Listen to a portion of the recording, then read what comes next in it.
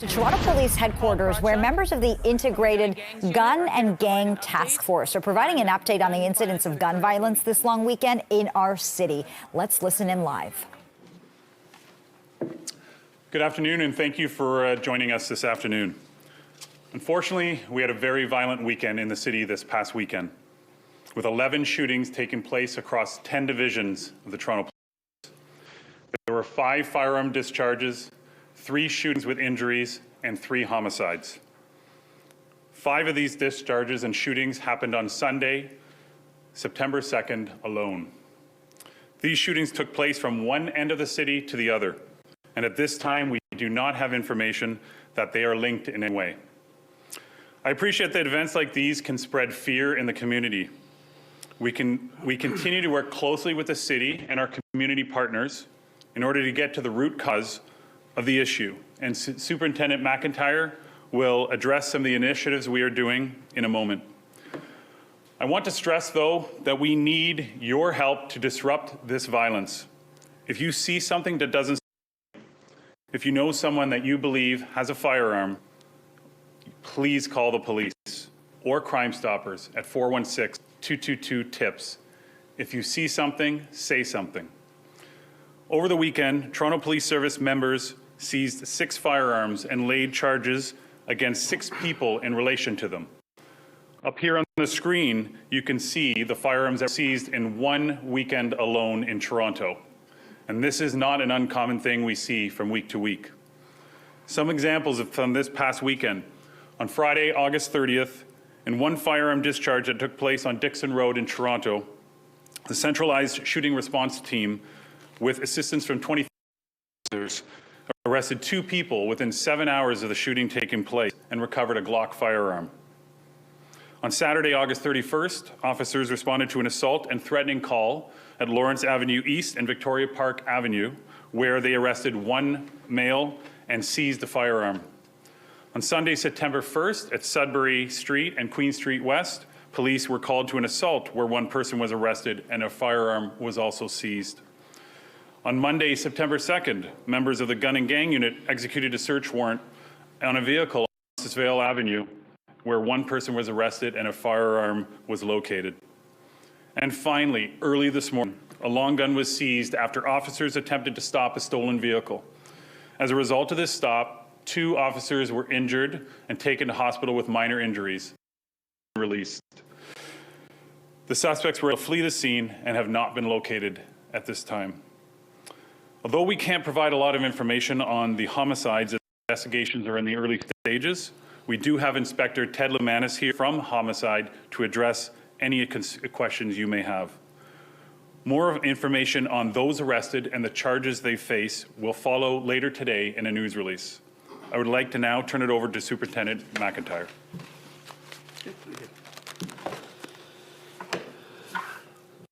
Good afternoon, everybody.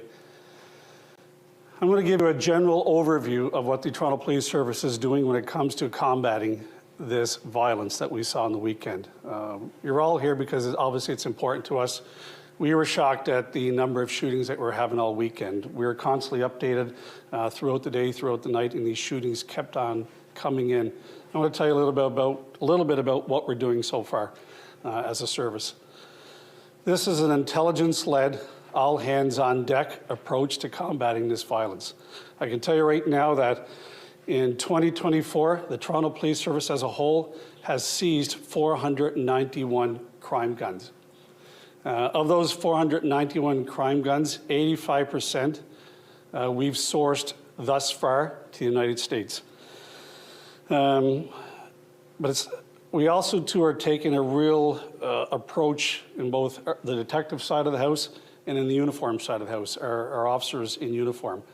I can tell you right now that our Community Partners and Engagement Unit, they have a number of programs running right now as we speak that are really getting involved with our youth, that are trying to keep our youth involved in community, staying out of trouble, attending schools.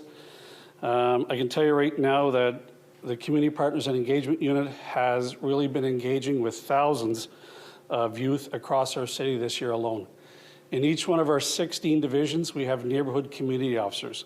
And those officers are embedded in each one of the communities, talking to the youth, talking to the community. They're out in the streets, they're talking to the youth, they're talking to the parents. And I can tell you right now, as a divisional commander, when I used to be in a station, each one of our divisions right across the city, we're involved in breakfast programs. We're involved in programs with the kids after school. We are teaching them how to cook, how to clean, how to prepare meals, how to do well in school. We're helping them with the schoolwork. We're doing all these programs really with the community to try to keep these kids safe and give them the upper hand. I can tell you on the detective side of the house, each one of these shootings that we had this weekend, we had a full shooting team respond each and every time. Each and every one of these shootings that we had this weekend, we had a full team attend, assist the divisions with the investigations. And I can tell you right now that some of these shootings on the weekend, we have leads on, and we're actively working them right now, and we expect to get some arrests from that. Our shooting and our firearm discharges, they are up across the city, but we are making great strides in solving a good percentage of those. And I can tell you right now, I left the office an hour ago, and we have teams right now that are out on the road and are working at the station right now, following up on the shootings that happened this weekend. We are going to make some arrests. Our gang exit strategy. Kids that we believe may be vulnerable to gangs, kids that we believe may be about to join a gang or maybe not doing well at home. We make sure that we get them in a gang exit strategy. I can tell you right now, the Toronto Police so far this year, we've referred over 700 youth to the gang exit strategy. Last year. And the work continues this year as well. We're still doing that.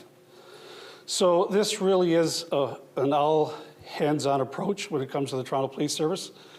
The unit commanders at the divisions each and every day are looking at the crime that's happening in their divisions, and they're really focusing their resources on those areas. I just came from 12 Division. I can tell you every morning I meet with my team and we look at what happened the last 24 hours, and we plan for the next 24 hours. We are deploying our people where they should be. We are following up and working with our youth, and we're doing what we can. Any questions? Any questions? Can we talk about one of the discharges in particular? I'll let you handle that then, yeah.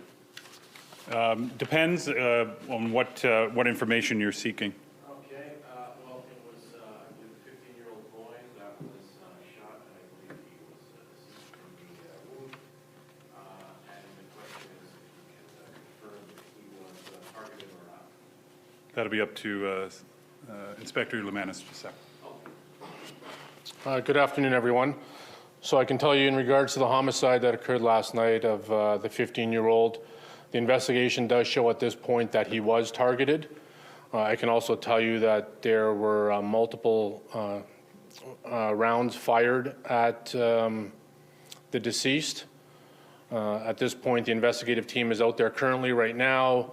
As you can appreciate, it's very early on in the investigation, and yesterday being a holiday, a lot of the businesses were closed, so therefore the video canvass pretty much has started, so we are gathering as much information as we can at this point.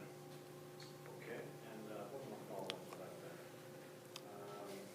Sorry, it's on behalf of the final quarters. Is there any reason to believe that the shooting, that one in particular, is connected to a beef between students from different high schools in the area? No, there's no information to indicate that, and I can also tell you the last 3 homicides, there is no investigative links to any of them either. Thank you. The homicide that occurred at Warden and Danforth, I think it was either Friday night, Saturday morning. We in Toronto have written some stuff that it may be very well linked to organized crime. Can you speak about any of that with the victim who died? I won't get into, as it's an ongoing investigation, I'm not going to get into and talk about organized crime itself. The deceased in that matter was known to us, and I'll leave it at that, and that homicide as well was targeted. Any other questions? No?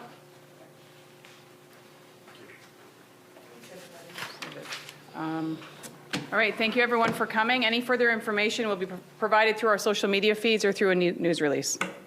All right, we are hearing from the Gun and Gang Task Force at Toronto Police Headquarters this afternoon, talking about what was a very violent long weekend in the city. 11 shootings taking place all around the city. A number of firearms were discharged. You were looking at some of them just there. 3 homicides. Toronto Police say the service continues to try to get to the root cause of the issue, stressing that the public can really help. The message there is, if you see something, say something. Police say they were also shocked to learn about the number of shootings that were coming in this past weekend, really using this press conference as an opportunity to highlight some of the ways the service is combating gun and gang violence in the city. When it comes to last night's homicide, we're now learning a 15-year-old was shot to death in the Black Creek and Trethewey area. Investigators say this 15-year-old was targeted, shot multiple times. Police do not believe any of the homicides in the city this past long weekend are linked. Again, the message to the public: if you have any information on any of the investigations, you are asked to come forward. We're going to have more on the rash of gun violence in our city throughout the day.